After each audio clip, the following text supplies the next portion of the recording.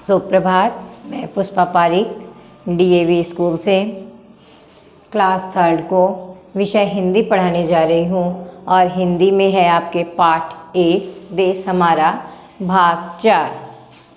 तो आपने देखा कि हमने लगातार 1-2 दिन से देश हमारा कविता एक प्रश्न उत्तर और अभ्यास प्रश्न और कविता का अर्थ देख रहे हैं। आज हम देखेंगे आपके संयुक्त व्यंजनों से शब्द बनाना। संयुक्त व्यंजन सबसे पहले हम देखेंगे संयुक्त व्यंजन क्या होते हैं। संयुक्त व्यंजन क्या होते हैं तो पहले आपको मैं व्यंजन बताऊंगी। व्यंजन आपके वो वर्ण होते हैं जिन्हें हम स्वर की सहायता के बिना नहीं बोल सकते हैं। स्वर की सहायता के बिना नहीं बोल सकते हैं, ये परतंत्र होते हैं। संयुक्त माने मिले हुए, संयुक्त माने होते हैं जुड़े हुए या मिले हुए। जिन आपके वर्णों में 2 व्यंजन एक साथ लिखे हुए होते हैं उनको हम कहते हैं संयुक्त व्यंजन। जैसे आपके ये न्य दिया हुआ है, आपके ये संयुक्त व्यंजन है। आपके जैसे आपके दिया होता है, आपके तपस्या दिया हुआ है शब्द मान लीजिए, तो आपके साथ में ये जुड़ा हुआ ना श्या, आपकी ये आपके संयुक्त व्यंजन है। तो संयुक्त व्यंजन आपको पता चल गया होगा क्या होता है संयुक्त व्यंजन। अब आपको संयुक्त व्यंजन समझ में आ गए होंगे। हम देखते हैं कि हम शस, त्रय, ज्ञ और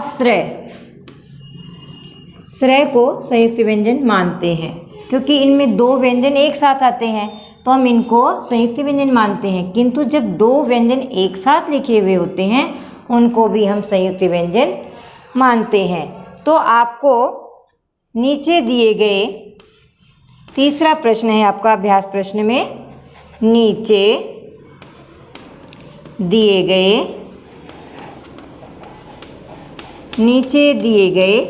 संयुक्त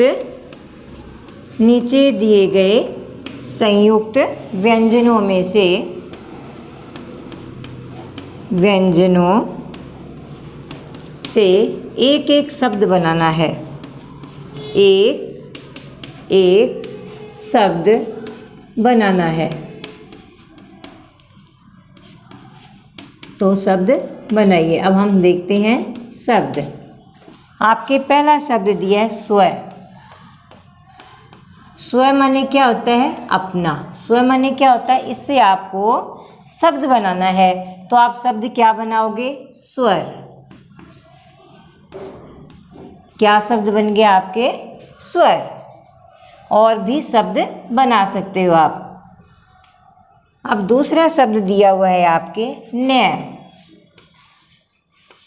तो हम इसे न्यारा शब्द भी बना सकते हैं। न्यारा, न्याय, ये ऐसे शब्द भी हमारे बन जाते हैं। अब आपको तीसरा शब्द दिया हुआ है षष्ठ। षष्ठ दिया हुआ तो आप इसे क्या बना सकते हो? कष्ट।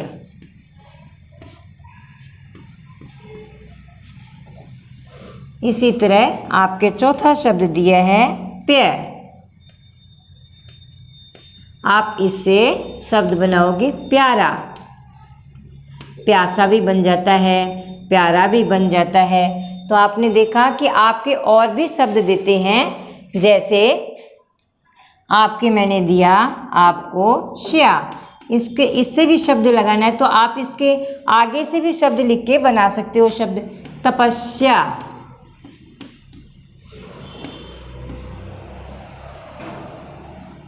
सन दिया हुआ है तो आप क्या बना सकते हो? प्रश्न। जरूरी नहीं है कि इन शब्दों को बनाने के लिए आपको आगे से ही शब्द लेने पड़े।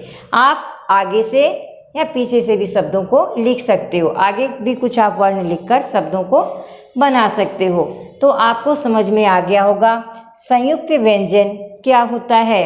संयुक्त व्यंजन, जब दो व्यंजन एक साथ लिखे जाते हैं हम उनको संयुक्त व्यंजन कहते हैं। अब आपके है अनुस्वार या अनुनासिक लगाकर सही शब्द लिखना है। अनुस्वार क्या होता है आपको मालूम है, जब हमारे केवल गले से ध्वनि निकलती है तो हम उसे क्या कहते हैं, अनुस्वार। और हमारे गले से और नाक से दोनों से ध्वनि निकलती है उसे हम अनुनासिक कहते हैं। अनुस्वार, अनुस्वार पे देखो अंग की मात्रा आती है, इसको हम अनुस्वार कहते हैं।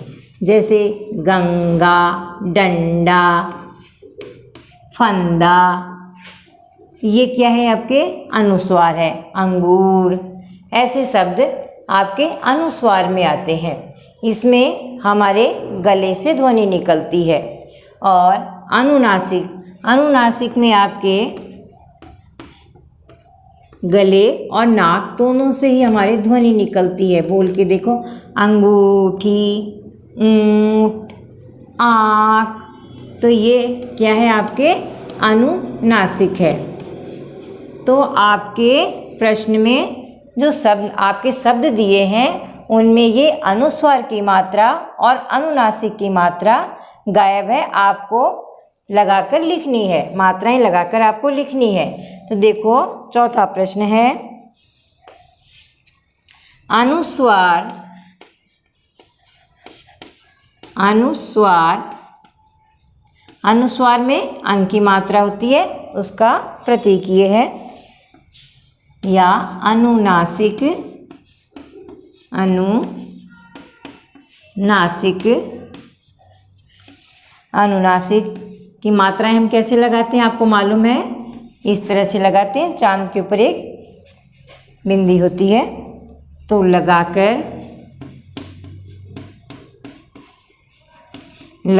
सही शब्द लिखना है। सही शब्द लिखिए, सही शब्द लिखिए, सही शब्द लिखना है आपको। तो आपके पास शब्द है माँ, तो बोल के देखो एक बार आप माँ शब्द को कैसे बोलोगे, माँ। तो आपके नाक से और दोनों से ध्वनि निकलती है तो आप माँ को यूँ लिखोगे, माँ। बोल के देखो एक बार। उसके बाद में है गंगा, गा लिखा हुआ है आपके, और आपकी इसमें मात्राएं लगानी है आपको।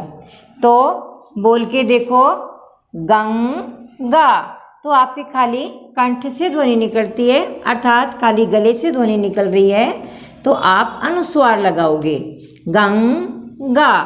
शब्द क्या बन गया आपके, गंगा। इसी तरह आपके है सवारा, आपके तीसरा शब्द है सवारा। अगर हम अब इसको बोलेंगे तो क्या बोलेंगे, संवारा। तो आपके गले से और नाक से दोनों से ध्वनि निकलती है तो आप इसको अनुनासिक में लिखोगे, संवारा। ऐसे बोल के आप लिख सकते हो। अब है आपके सींचन, तो बोल के देखो सींचन।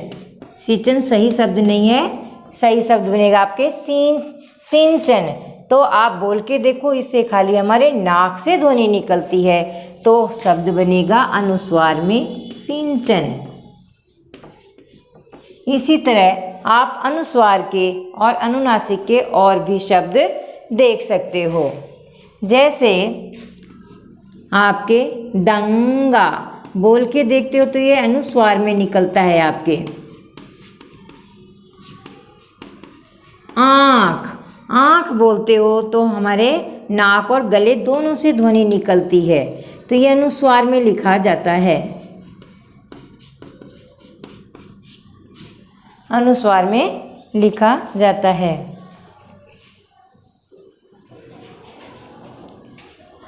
तो आपने देखा अनुस्वार और अनुनासिक में अंतर देखा। कुछ शब्द मैं आपको और बता रही हूँ। जैसे डंडा, डंडा शब्द है, डंडा। डा। आप बोल के देखो, डंडा, फंदा, अंडा। ये हमारे केवल गले से ध्वनि निकलती है, तो हम इसे अनुस्वार में लिखते हैं। किंतु ऊंट जोर भी आता है और हमारे नाक और दोनों से ही ध्वनि निकलती है। हम इसको किस में लिखते हैं? अनुनासिक में। आपको अनुस्वार और अनुनासिक में अंतर समझ में आ गया होगा। आपको साफ साफ अक्षरों में नोटबुक में इसको नोट करना है और अंतर समझना है। धन्यवाद।